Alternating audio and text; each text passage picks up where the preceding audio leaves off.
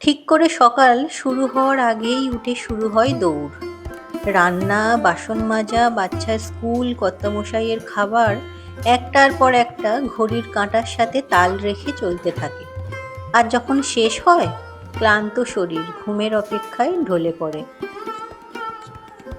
নমস্কার বন্ধুরা, আশা করি তোমরা সবাই খুব ভালো আছো। আমিও খুব ভালো আছি। সম্পাস লাইফস্টাইলের আর একটা নতুন ব্লগে তোমাদের সবাইকে স্বাগত। আজ হলো বুধবার। বুধবারের সকালটা রোজকার মতো রান্নাঘর থেকেই শুরু করলাম। আজকে রান্না করব পটল, আলু, পেঁপে দিয়ে একটা পাতলা করে ঝোল।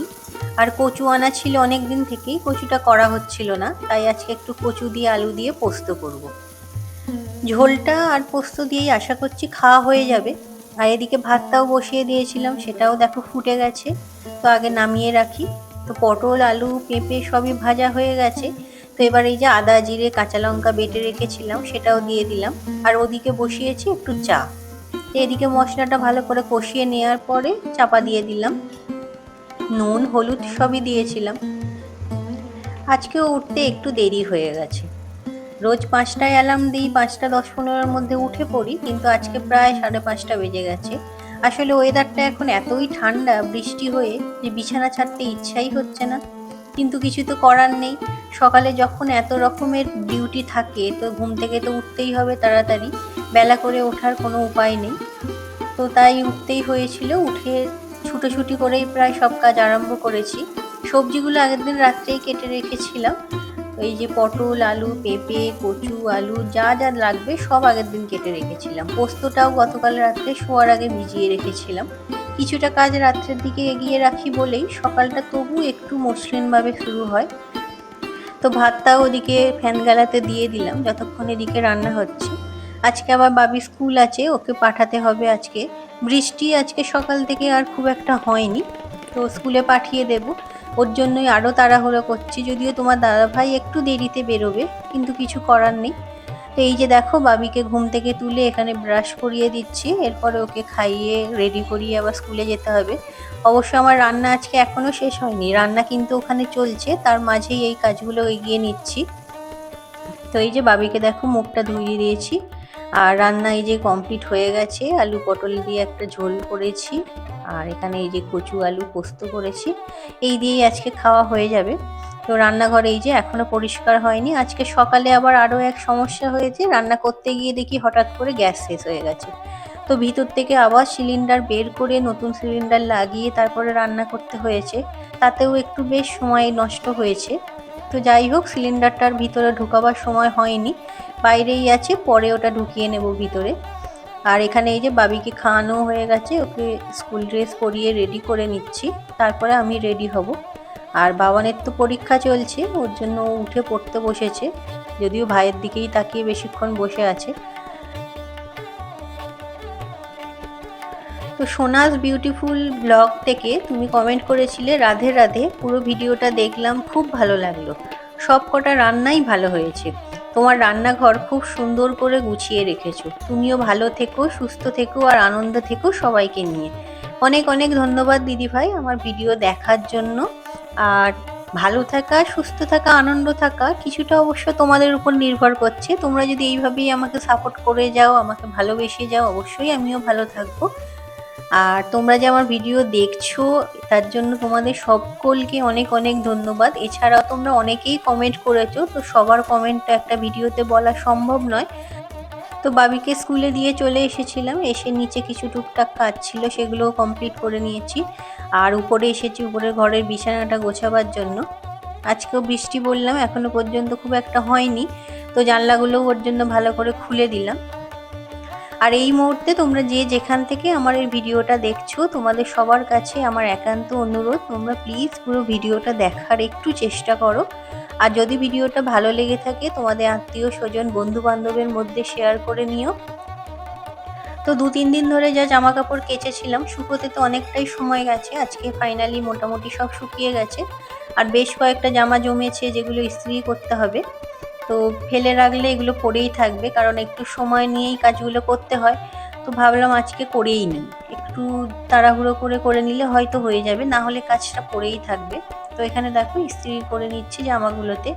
এগুলো বেশিরভাগই আসলে আমার জামা, যেগুলো রেগুলার ইউজ হয় বা বাইরে পরে যাচ্ছি সেইগুলোই। তো এগুলো ফেলে রাখলে খুব অসুবিধা হয়ে যায়। আর কোথাও বেরোবার সময় তখন মনে হয় ইস্ত্রিটা করে রাখলে ভালো হতো। তো এখন সময় যখন পেয়েছি একটু, তাই জামাগুলো ইস্ত্রি করে নিচ্ছি। অনেকগুলোই জামা হয়েছে দেখো। তো এখনো পর্যন্ত বাবানের টিফিন করা হয়নি, ওর তো পরীক্ষা আছে বললাম। তো নিচে গিয়ে তারপরে টিফিন করব। আগে উপরে এলাম কাজগুলো করতে, কেন আমাদের যে কাজের দিদি সে এক্ষুনি এসে যাবে।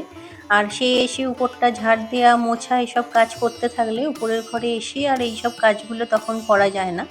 তো তাই আগেই স্কুল থেকে এসে নিচের বাসন টাসনগুলো মেজে রান্নাঘরটা পরিষ্কার করে উপরে চলে এসেছিলাম, যে উপরের এই কাজগুলো কমপ্লিট করে নিয়ে তারপরে নিচে গিয়ে রান্নাটা করব। তো এই যে দেখো, বাবানকে আজকে ভাবছি একটু চিঁড়ের ঝাল পোলাও বানিয়ে দেব। তো সেটাই এখানে আরম্ভ করেছি। পেঁয়াজ আলুটা সকালেই কেটে রেখেছিলাম, আগের দিন কাটতে ভুলে গেছি, বা প্ল্যানও ছিল না অবশ্য। তো সকালবেলায় ওর জন্য রান্না করতে করতে একটু সময় করে কেটে রেখে দিয়েছিলাম। আর ওদিকে বাবির দুধটাও গরম বসিয়েছি, ওটাও প্রায় হয়েই গেছে। কর্নফ্লেক্সটা ভিজিয়ে দেব। তো চিঁড়ের এইরকম ঝাল পোলাও আমি আর বাবান দুজনেই খুব ভালোবাসি। আসলে খাবার রুচির দিক থেকে বাবান অনেকটা আমার গুণটাই পেয়েছে। ও একটু ঝাল জাতীয় খাবার ভালোবাসে আমার মতো। আর বাড়ির বাকি সকলেই একটু মিষ্টি জাতীয় খাবার বেশি পছন্দ করে, বা তরকারিতে একটু মিষ্টি দিলে ওদের বেশি ভালো লাগে। তবে আমার আর বাবানের দুজনেরই এই খাবারগুলো খুব একটা পছন্দ হয় না। আমরা তরকারিতে একটু ঝালটাই পছন্দ করি। আসলে মিষ্টি পছন্দ হয় না বলাটাও ভুল, মিষ্টি খেতে আমরা ভালোবাসি, কিন্তু তরকারিতে মিষ্টি সেইটা খুব একটা ভালো লাগে না। সবজি পাতির সঙ্গে মিষ্টি জিনিসটা খুব একটা পছন্দ করি না আমরা। তো যাই হোক, যেটা যার রুচি, যে যেটা ভালোবাসে সেটা সম্পূর্ণ তার ব্যক্তিগত ব্যাপার। তো রান্না যখন হয় ওর জন্য দুরকম মিশিয়েই হয়, কখনো ঝাল হয় কখনো মিষ্টি হয়, সব কিছু দিয়েই চালিয়ে নিতে হয়। তো এখন হচ্ছে সন্ধেবেলা, সকালের পর থেকে আর কোনো ভিডিও শ্যুট করা হয়নি। অনেকগুলো কাজ আজকে সারাদিন নিয়ে করেছি। তো এখন সন্ধ্যাবেলায় যে নিয়ে বসেছি সব রকম সবজি আনাজপাতি নিয়ে বসেছি। আজকে সন্ধ্যাবেলা একটু কুমড়োর তরকারি করব, আর একটু মটর কড়াই ভিজিয়ে রেখেছি, অল্প করে একটু ঘুগনি বানাবো।